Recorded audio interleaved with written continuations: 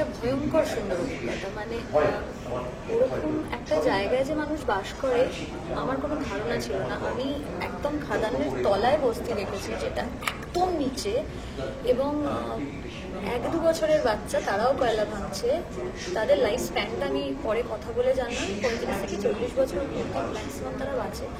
তার কারণ ভীষণ বিষ তো, এবং কনস্ট্যান্ট মিথেন গ্যাস উঠে যাচ্ছে, সর্বক্ষণ মিথেন গ্যাস উঠছে। এবং আমরা যেখানে শ্যুট করেছি, তুমি যখন দেখবে ওই যে সিরিজ, মানে ধানবাদ পোস্টে যখন দেখবে সিরিজটা, দেখতে পাবে যে কনস্ট্যান্ট আগুন জ্বলছে, এবং ওই আগুনগুলো একটাও আর্টিফিশিয়াল না, কনস্ট্যান্ট ওই আগুনটা জ্বলে। তো যে কোনো মুহূর্তে একটা লাইন স্লাইড হতে পারে। আমরা বকাও খেয়েছিলাম পুলিশের কাছ থেকে, কি এখানে শ্যুট করছে কেন, আপনারা তো মরে যাবেন।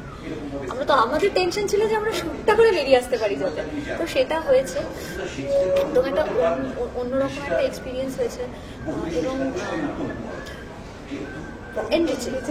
বেঁচে ফিরেছি, আর এত বাধার মধ্যে দিয়ে আমাদের সিরিজটা হয়েছে। এক একটা সময় মনে হচ্ছিল যে এতটা এক্সাইটেড আমরা সবাই, এই লাস্ট অব্দিটা ধরে রাখতে পারবো তো, কিন্তু হয়েছে। ফাইনালি আমরা সবাই মিলে জিনিসটা শেষ করেছি, এবং মানুষের এবার ভালো লাগে।